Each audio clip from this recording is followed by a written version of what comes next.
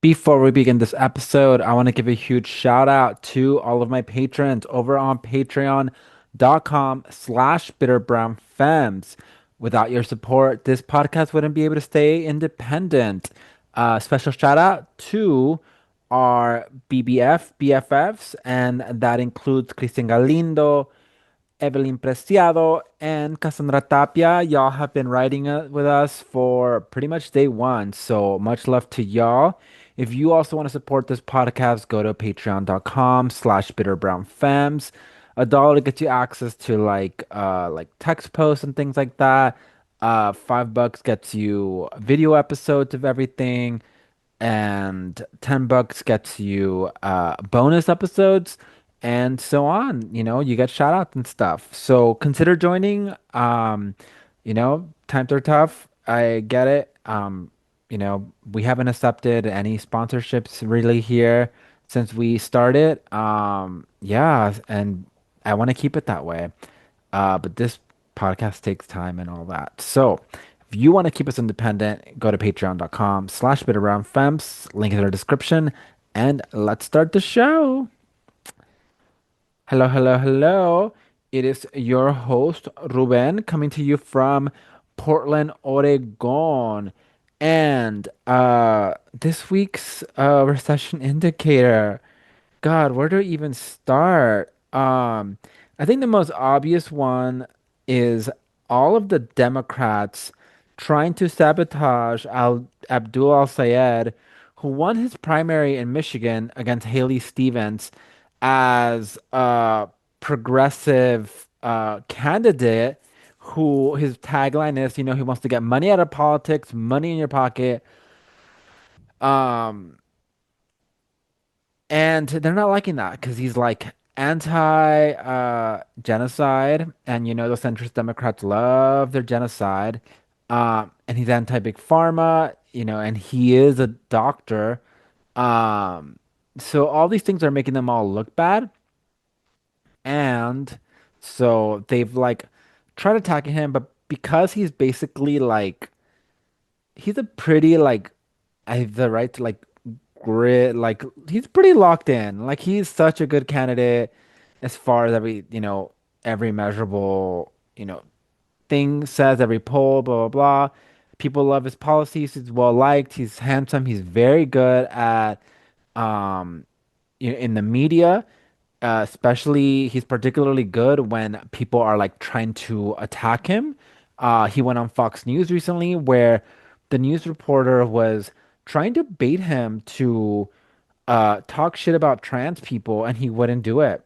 Like instead, he turned on the host, who kept being like, "Oh, you want people to like mutilate their children, blah blah." And Abdul Sayed was like, are you circumcised or uncircumcised? Because we can talk about mutilation, but we got to start with you, bitch. And that basically shut up that part of that interviewer's like point.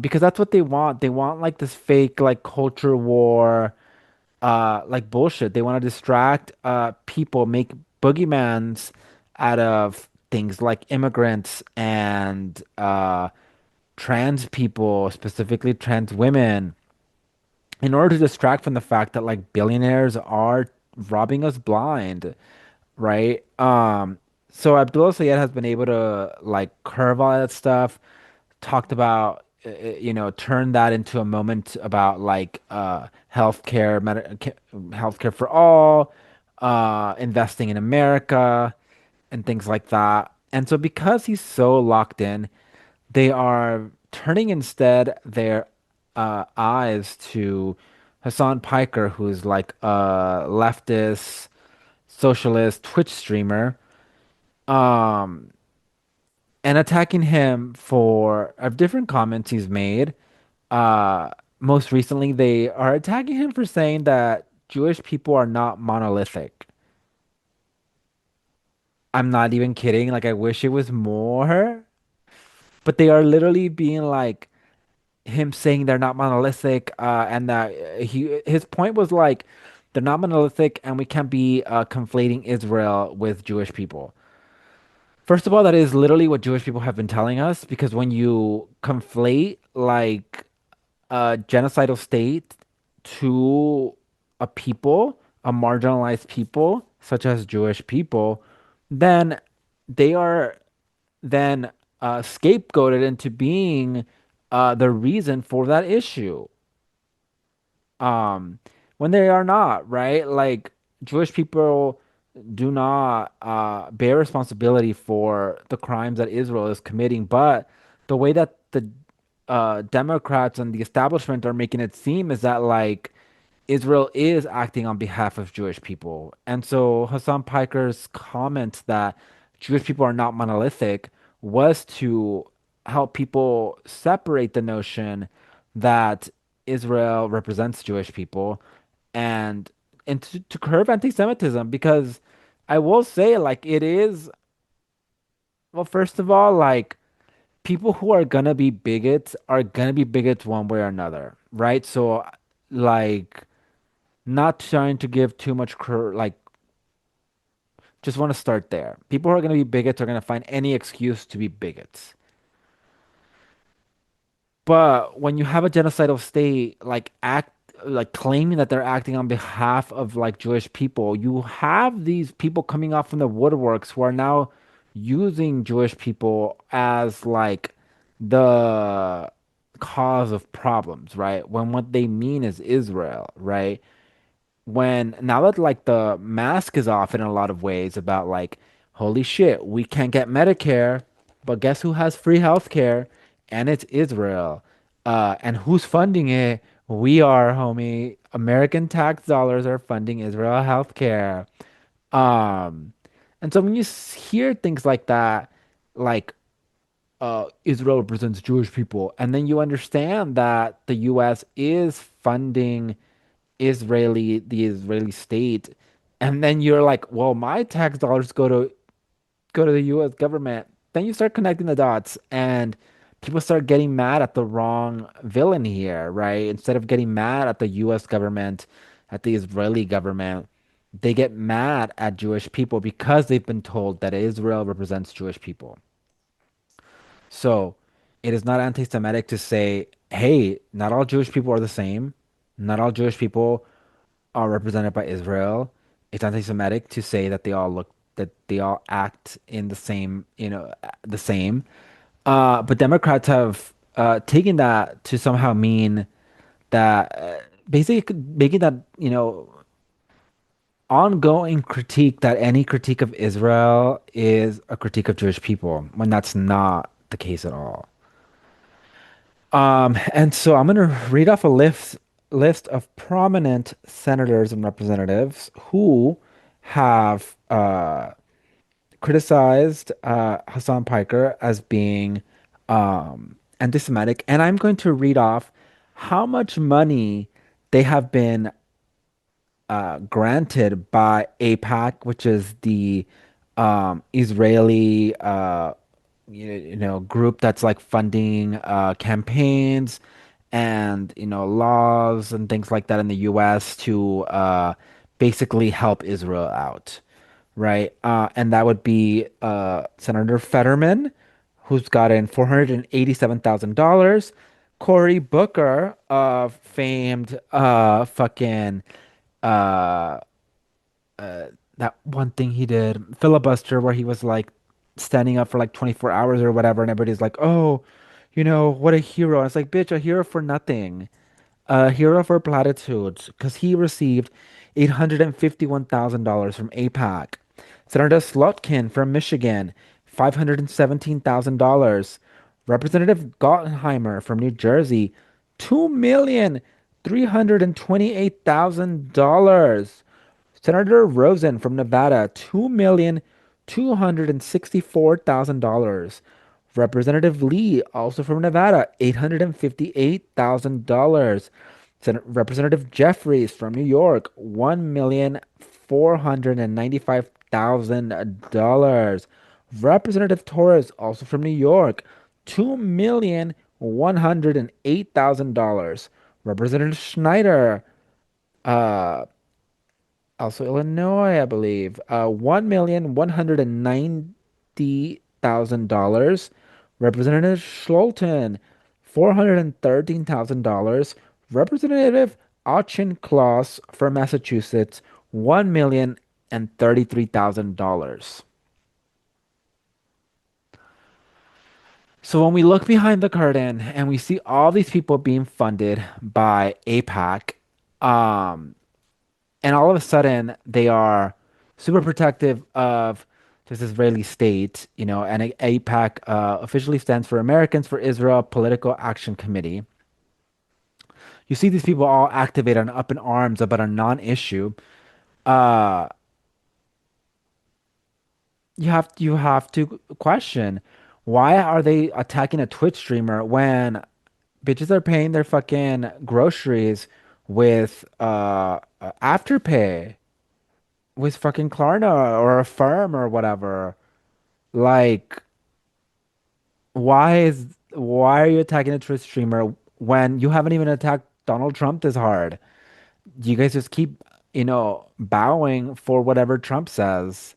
Uh, but a Twitch streamer trying to bring on progressive politics into the mainstream, that is your enemy?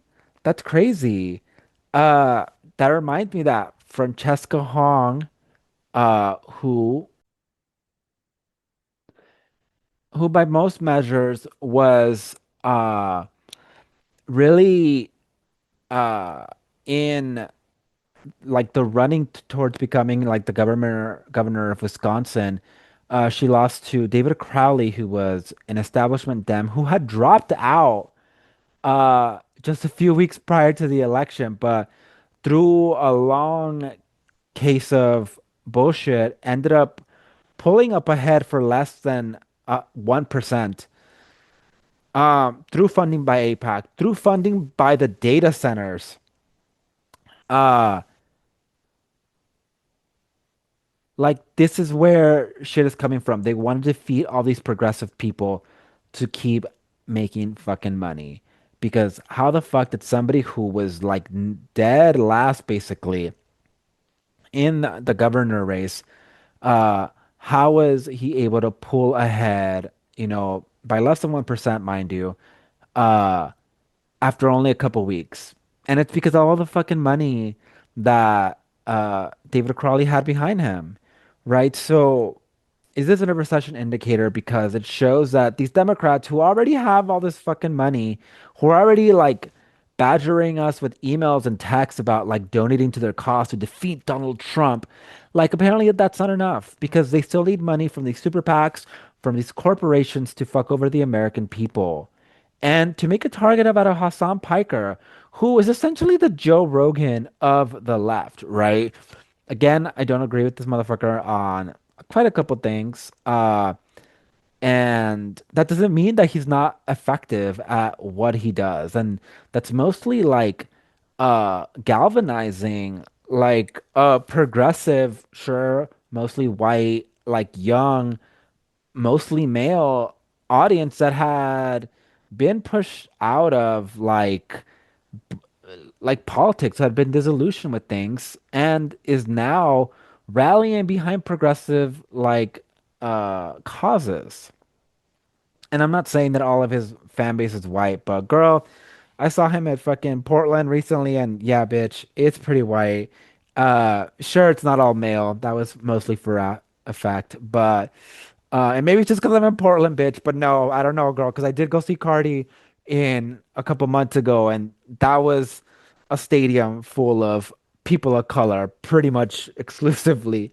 So there's people of color in Portland. Uh, but you know, uh, the Democrats were like scavenging for, the Joe Rogan of the left.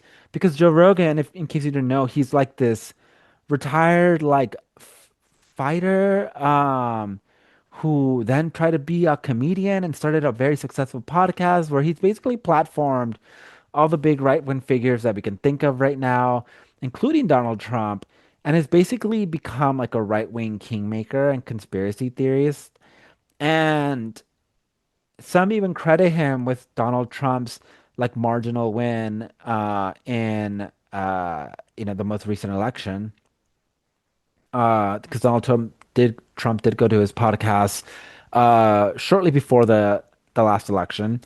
Uh, and so now that we have somebody who's galvanizing young people, young voters, not only into actually voting, but into phone banking, to door knocking, to donating, you want to push this motherfucker away. Not only that, by joining forces with the right wing, who as of last like tally have mentioned him something like 250 times in the last couple of weeks, whereas they've only mentioned the war on Iran about like 40, 50 times in the same time frame. Like they're trying to distract us from the fact that we are fighting a losing war in Iran that is driving up the cost of, most noticeably gas, but also all of our other goods, right? Without gas, your goods can't travel. Without the Strait of Hormuz, there's trade blockage. Like there are things that we are not gonna get, right? Or that we're gonna get at a much higher price through much more difficult ways of exporting. And so by focusing on this boogeyman of this leftist podcaster, Twitch streamer, Hassan, we are distracting the American people in a time specifically during midterms, which is one of the most important elections right now, as we're, you know, when we were supposed to have all hands on deck to actually turn the House and the Senate and to start chipping away at Trump's power, uh, we're instead attacking the far left, quote unquote, who are not even that far left. Like, who was it? Abdul Sayed still sees himself as a capitalist. Like he describes himself as a capitalist, bitch. Like, come the fuck on. Like,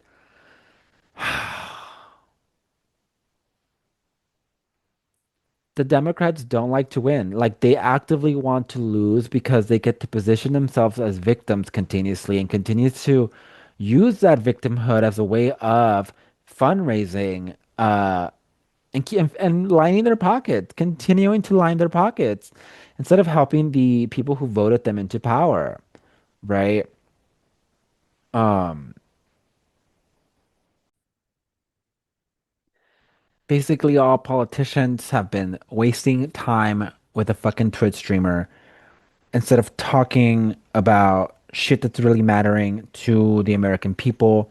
Like the fact that Puerto Rico doesn't have water right now, and their fucking governors telling them to conserve water and shit. Meanwhile, other uh, luxury places and corporations are just wasting away at water, and Puerto Rico's facing a fucking heat wave.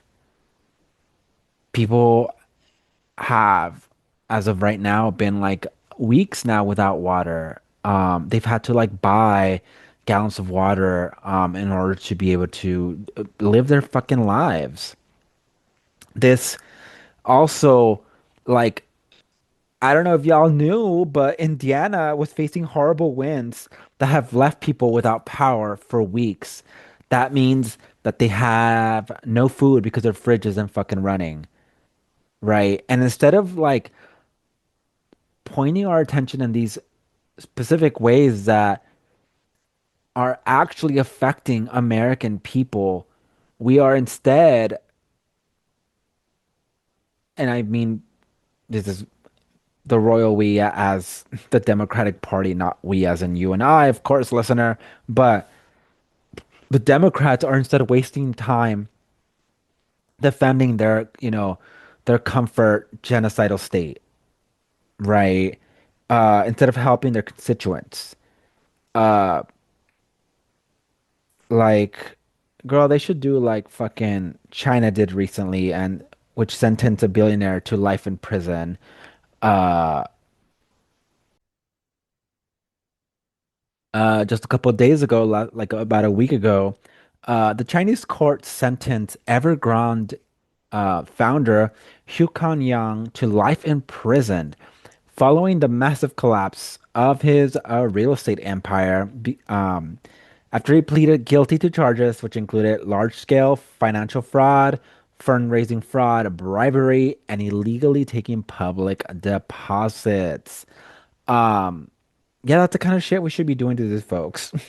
I'm sorry, like abolish prisons, but fucking, jail billionaires. Jail these motherfuckers stealing from the American people, stealing from you and I, who are getting all these tax cuts, supposedly making jobs and shit, when in reality they're just shipping their jobs out where they can pay lower wages, right? Like a lot of places in Asia and Latin America. Um, like that's who we should be joining up against. That said, there are some key races to look into coming up. Angie Nixon is someone who folks should keep an eye on. She's running for uh, Democratic Senate. Uh, and she's got the support of the Democratic Socialists of America. And so, yeah, we got to rally behind her. Oliver Larkin was also running in Florida, but he lost recently. But there are some races to keep our eyes on. There's a lot of hope still out there, and we got to make sure all these motherfuckers who are wasting our time attacking streamers and bowing to Israel instead of fucking bowing to the people that they committed to serving, make sure to get the fuck out of office. There's no reason why Cory Booker is still fucking in power. Like, that is crazy. John Fetterman, that motherfucker needs to go the fuck out like immediately. That dude is a absolute psyop. Like he ran on a progressive candidacy and immediately flipped the script, basically, not too long into his time. We need to get that motherfucker out. Uh, and yeah, keep your ears tuned to these folks. I am gonna do there's so much to talk about that's happening in Oregon, uh, right now, but there's I feel like I'm gonna have to make a whole episode just about like the Oregon elections. Um, and so I'll just keep it at this for now. Um, and while we're at it about voting people out, we also have to start asking, where the fuck is Mitch McConnell? Why does he get to work from home and have paid leave going on months now? Uh, when he's voted to not give folks paid leave, specifically maternity leave before. But this bitch gets to supposedly work from home because he's supposedly sick. No, bitch, that motherfucker's dead. Like, I am 100% sure this bitch is dead. It's been almost months now. People thought that the death announcement was gonna come out in the beginning of August because that's when uh his the Republican like party could just put in someone else to replace him to finish his term, uh, where the special election limitations wouldn't apply. But there's still no death announcement. There's just like some photos of him wearing the same fucking clothes, looking like glassy-eyed as fuck, with accusations of AI, written statements that we don't know that come from him. I want to remind you, this is the same bitch that like kept collapsing randomly during press conferences. You're telling me this bitch has been able to keep it together? Like, no, this motherfucker's super dead, and they're not telling us because they want to disempower the American people again. Um, damn, that reminds me of all the bullshit that's been happening with Karen Bass versus Nithya Raman.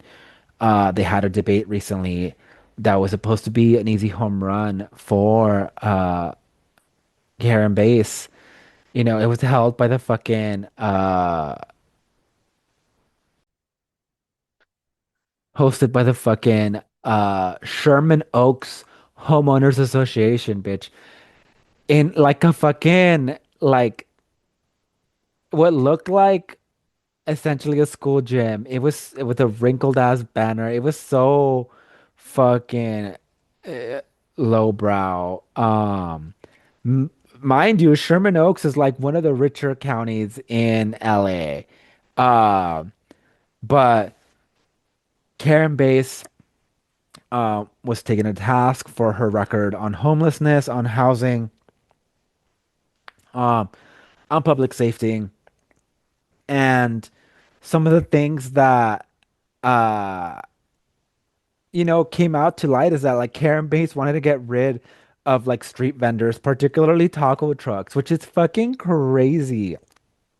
In a city like Los Angeles, which is already like primarily like Latino, you want to get rid of taco trucks, which are like the lifeblood of a lot of Los Angeles workers. Like, if you're working out in the fucking factories in like Vernon and like City of Industry and all that, all the spaces that don't have like, you know, a fucking strip mall or a local eatery. And there's a lot of that in LA. People forget. LA is such a sprawl.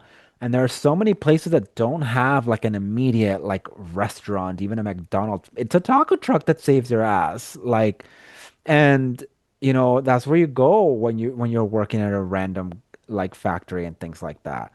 You're telling me, Karen Bass, that instead of like trying to uh make these people's lives easier, you want to get rid of it? Like, how out of touch are you? Um, it's also notable that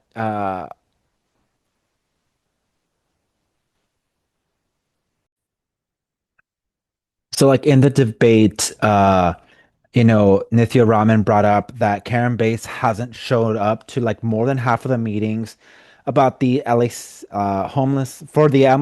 Homeless Services Authority Commission, which oversees like the homeless situation in LA, and for which Nithya Raman is the chair, and for which she has like succeeded in a lot of ways.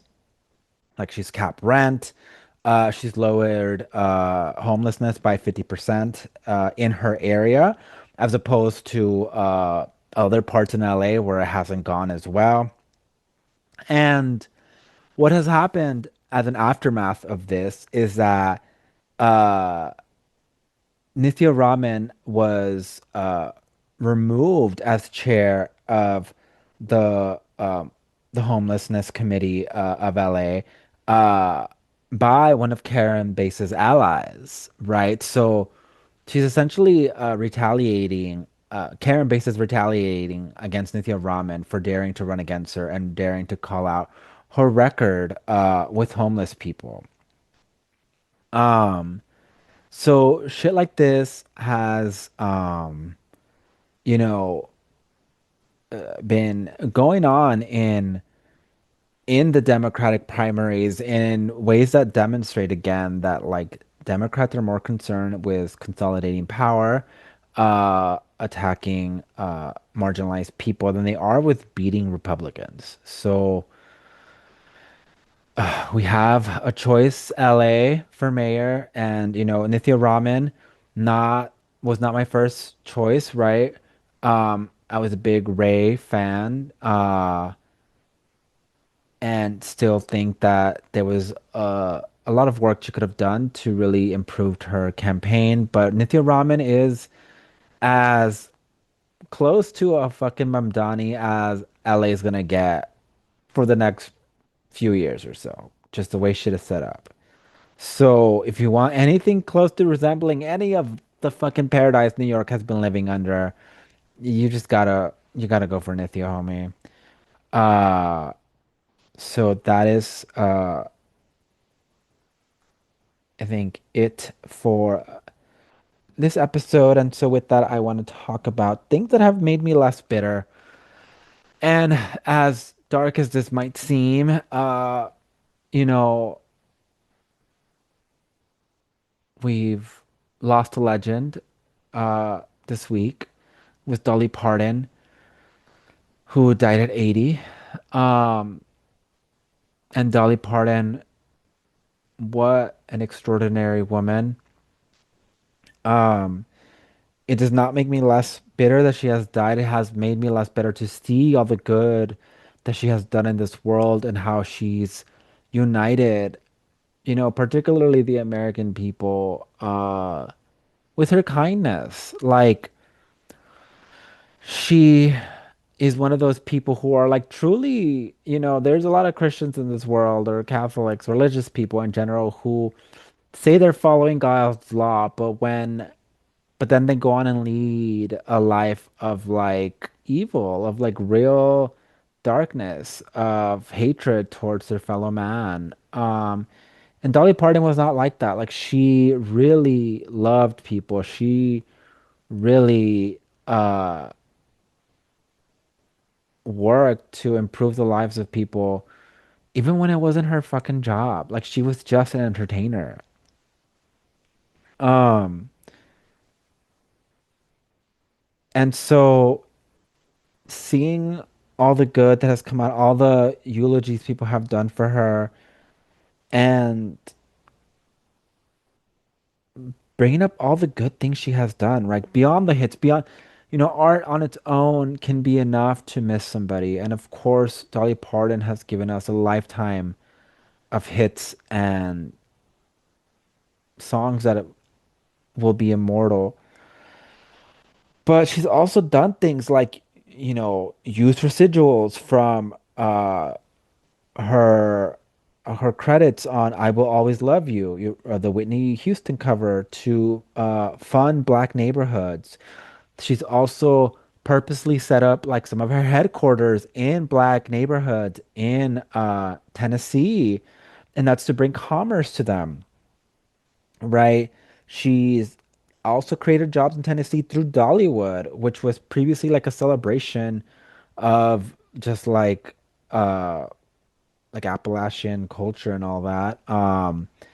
And slowly turned into essentially a museum for Dolly. Most importantly, like she set up the Imagination Library, which has given out 500 million books to children. And if you don't know the Imagination Library, it's a library she set up to fight illiteracy in this nation. And essentially, you sign up and you give, and every child gets like a book every month from ages like 0 to 5. Um, and like, that is alone, like, reading is one of the most important things in this world. It's almost impossible to get through this world without being able to have some basic reading skills, right? And Dolly Parton started this because her father was illiterate. And going back to everybody like eulogizing her, you also have all these Republicans eulogizing her and saying how sad they are that she's gone. Meanwhile, they defunded all the government help to this program. So once again, fuck them. Like, and cheers to Dolly for always doing the right fucking thing. Even this Imagination Library thing, like, she could have been a billionaire, but she donated so much of her personal wealth that she literally brought down her like gross net worth, right? She literally forbid herself essentially from ever become a billionaire because of how much she was giving back to people, which is crazy. Like your fave, my fave could never. Girl, Beyonce, Taylor Swift ain't doing that shit. All these other fucking billionaires out there ain't doing that shit. But Dolly did. And she should be an example to all of us on what kindness can really do in this world. And yeah, with that, I'm gonna end the episode. Thank you for joining me. And I hope you also have something that made you less bitter. Go ahead and leave it in the comments. Tell me what's made you less bitter this week. All right. Take care of yourselves. Bye. Before we leave, I want to give a shout out to all of my I know her level patrons, including Fernando Peña, Selena Portera, Miranda E, Magdalena Saucedo, Ronnie Leiva, and Bianca Garcia. Y'all are badass. I absolutely know all y'all. Thank y'all for supporting us. And make sure that if you also want to be somebody that we know over here on Bitter Brown Fams, go to the link in the description, patreon.com/bitterbrownfams. Any little bit goes a long way. Thank you guys. I'll see you next time. Bye.